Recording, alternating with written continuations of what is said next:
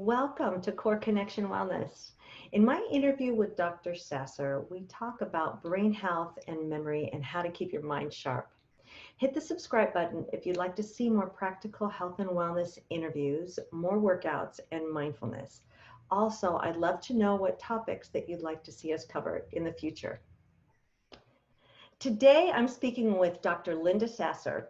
Dr. Sasser, who holds a Ph.D. in educational psychology, brings more than 3 decades of experience to the table as a professional speaker, a university professor, and a workshop facilitator. Of special interest to Dr. Sasser is brain health and memory health, and ways that we can make a positive impact on our own cognitive health. So welcome, Linda. Hello, Sharlyn. Thank you for inviting me to speak on your program. Well, I'm so happy you're here with me today. I have a lot of questions, and I think a lot of us think about brain health and memory. I think about it every day, but I think it's something that's on our minds always, no matter what our age is. So in 2019, you released your book, Brain Sense, a guide and workbook to keep your mind and memory sharp. Why did you decide to write that book? Well, the book actually came after my curriculum, B, Brain Enrichment. As a professor of cognitive psychology, and also just being aware of the prevalence of Alzheimer's and dementia and the increasing numbers of people being afflicted with those illnesses, I became very interested in the research on cognitive aging. In other words, what happens to our brain and our memory as we get older, both normally, without any pathology, and then also, why is it that some people do develop those illnesses? And so I first created a curriculum for a 10-week course to help people learn about brain health and engage in cognitive exercises, which research said would be effective to help them maintain and even improve cognitive functions.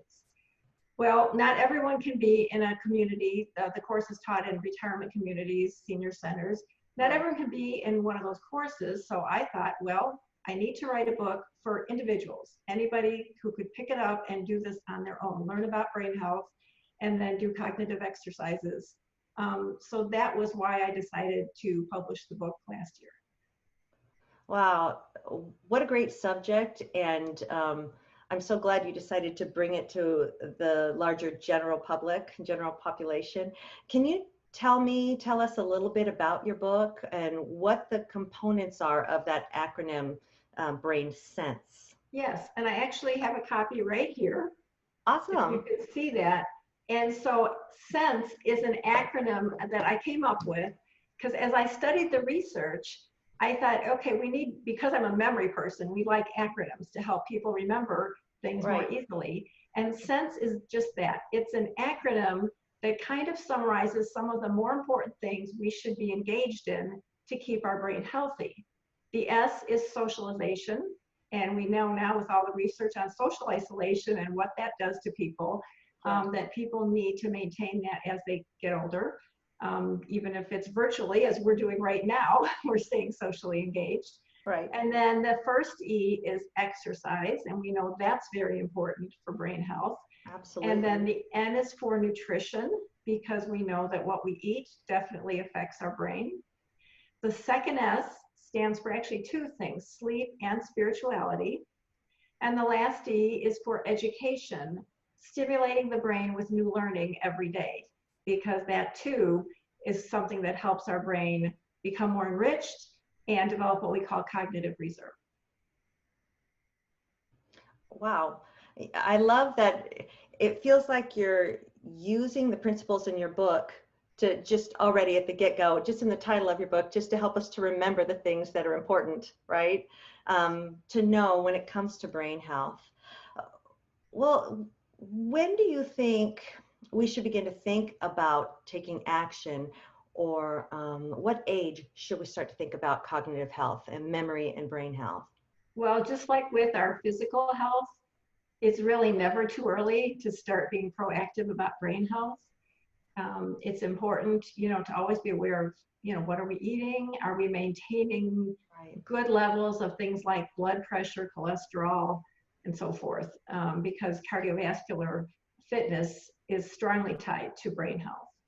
And so, you know, getting regular physical exercise, as you are a proponent of, right? Right.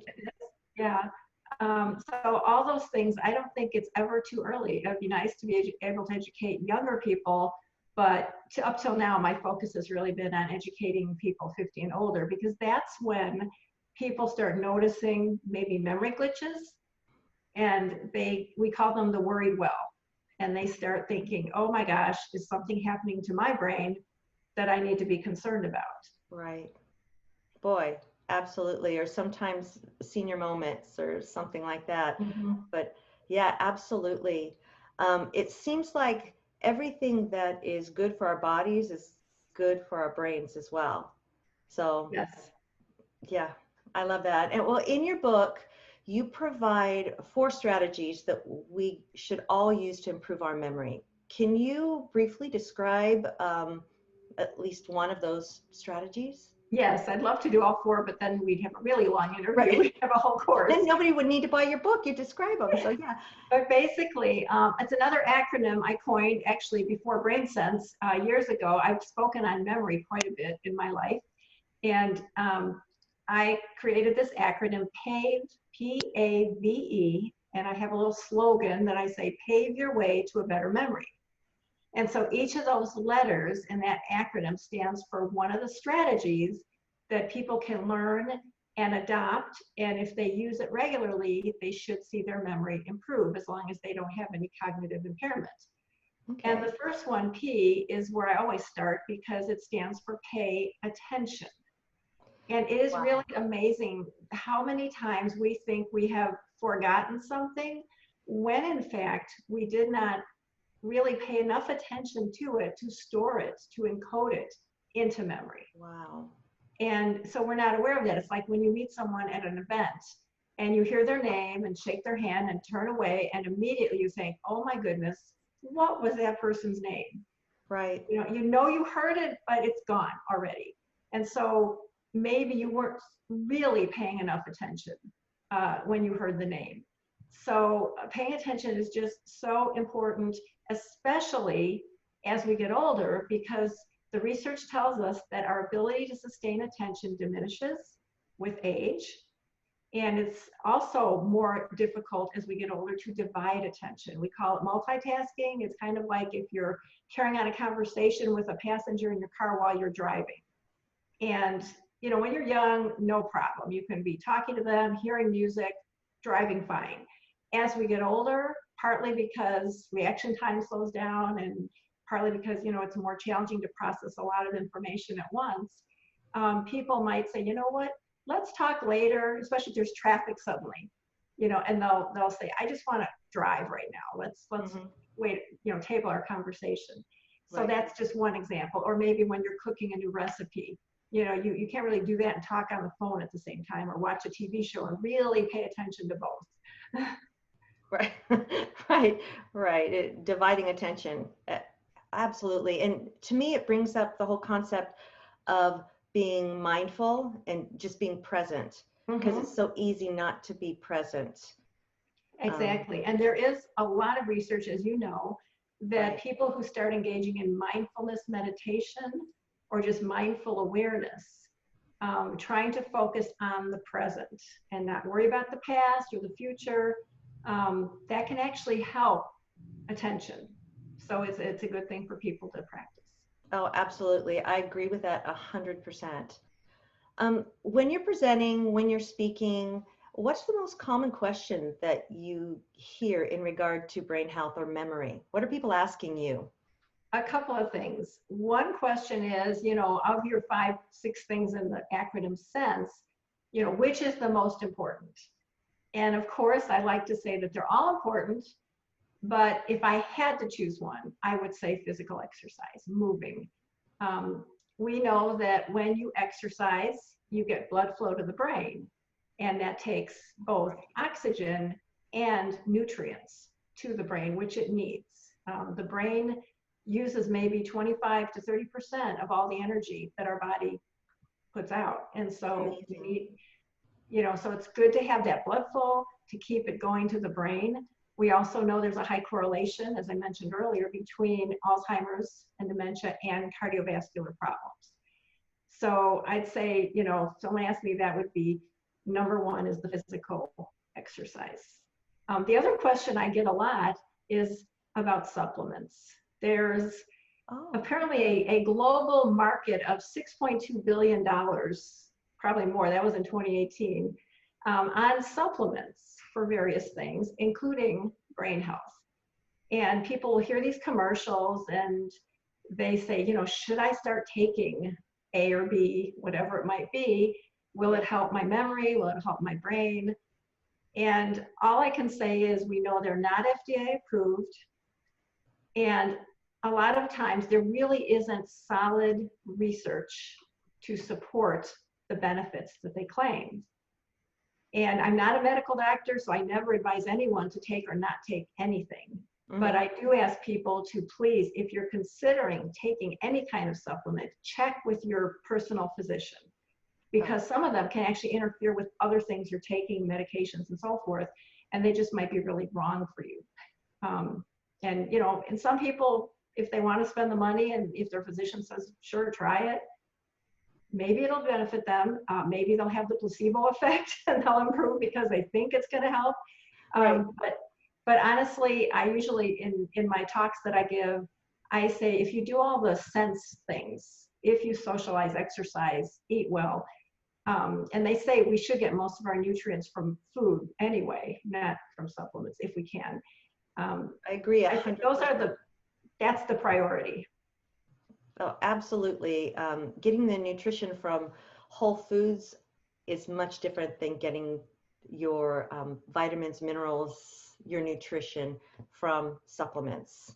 Right, like vitamin D is a good example. Exactly. If we get out in the sun, and I know some parts of the world maybe can't do that as easily during certain times of the year. I was in the Chicago area for many years, but now that I'm in Arizona, it's easy to get my vitamin D. I'll tell you, it's easier in Arizona than it was in Washington State, but yeah, absolutely. In your opinion, if we could make just one or maybe two behavioral or lifestyle changes to improve our brain health or our memory, what would that be? What would you suggest?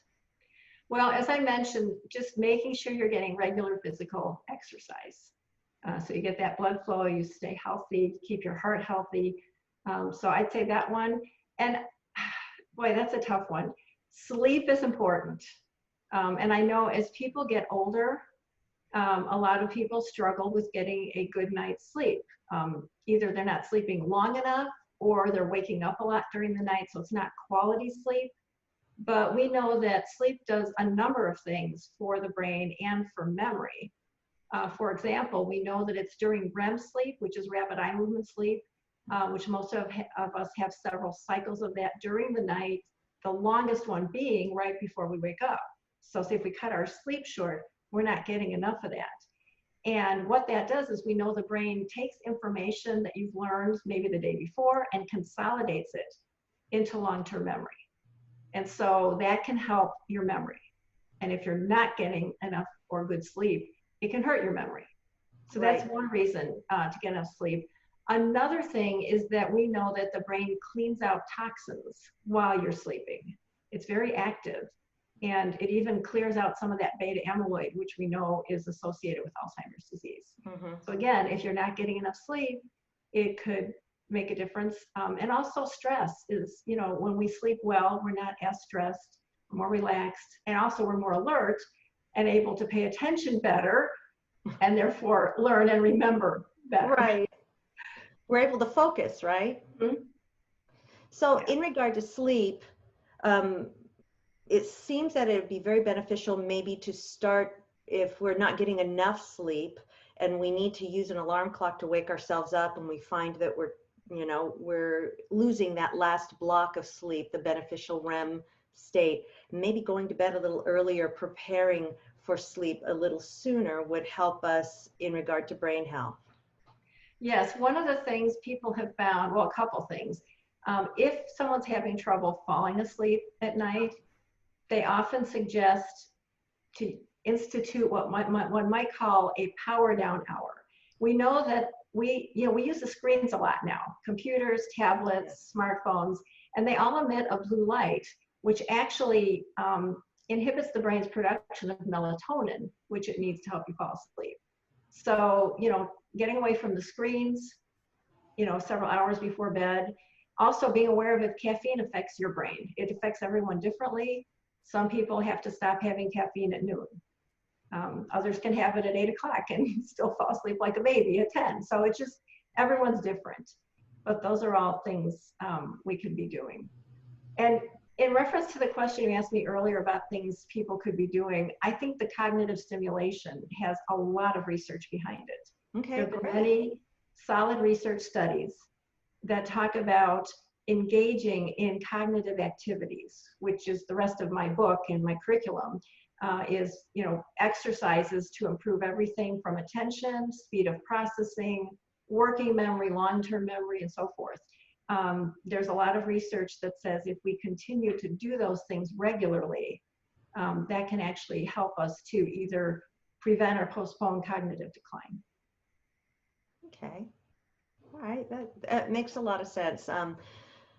Keeping your brain consistently stimulated, not checking out, staying active in your brain, just like you stay active in your body. It makes a lot of sense that would help us build that, or kind of build a cognitive reserve by doing new, novel things that have some complexity to them, or things like learning a musical instrument, learning a new language, as well as doing, being stimulated by reading books or trying a new activity, going to a concert, right? Exactly. Yeah. Someone wanted to ask is there a silver bullet? No, there's silver buckshot.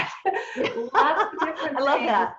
Lots of different things we can do. It doesn't have to be one specific thing. But the idea is that it should be a variety. Some people say, I do crossword puzzles every day. And that's wonderful, but that only helps your vocabulary and your word fluency. Right. Sudoku, on the other hand, helps working memory. Or chess. My husband just ordered a chess set. He's teaching me to play chess. I've never learned it before. And that is definitely a challenge for working memory. Even games like Mahjong, which a lot of people like to play, or bridge.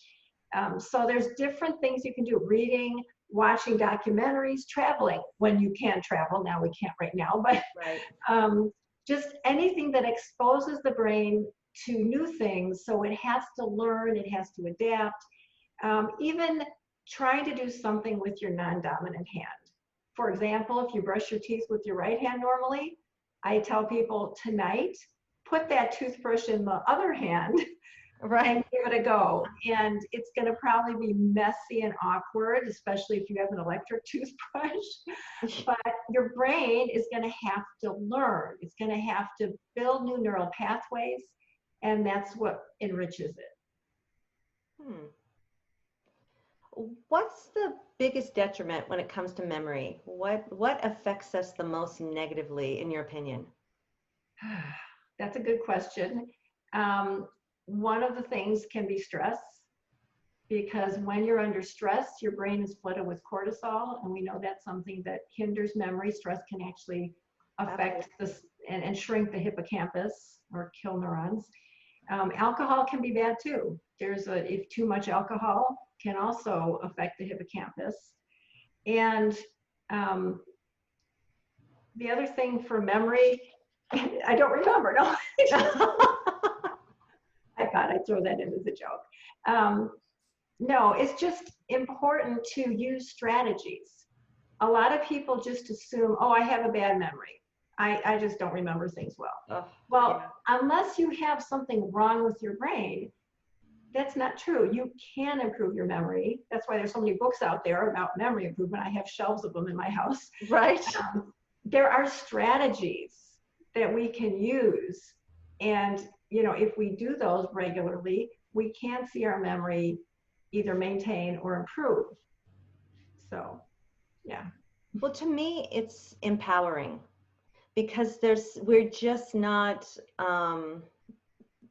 we can make these improvements. There's actions that we can take, things we can proactively do. So it's kind of hopeful.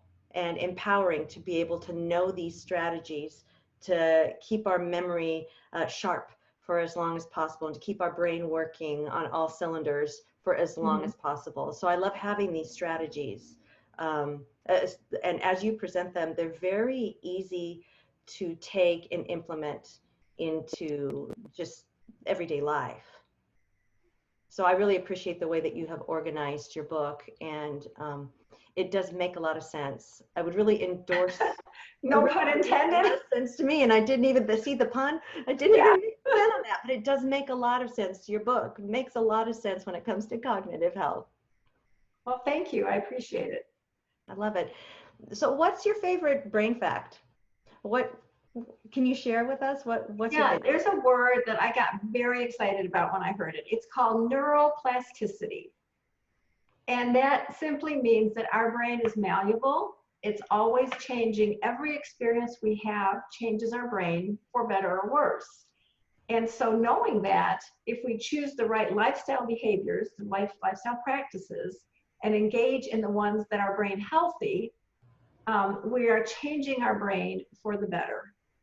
And so that's kind of my passion, is to educate people about all the research and what it says we can do to keep our brain healthy and be proactive about that as we get older.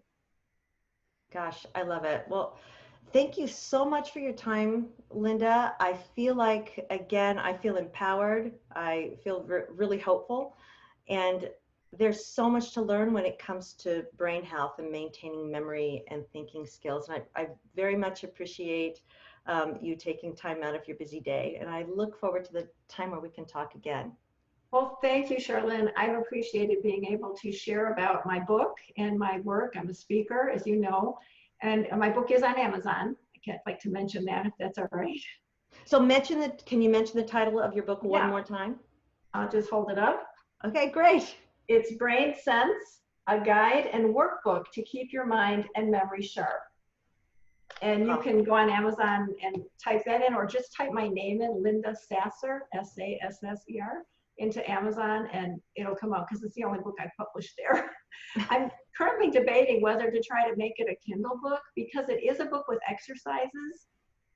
And so if you have the paperback, you can write in the book, but people could write those on paper. So absolutely. I think one of my goals for 2020 will be to maybe turn it into a Kindle. I would love it as a Kindle book as well. So absolutely. So, okay. Well, thanks again. Well, thank you. Bye. Bye.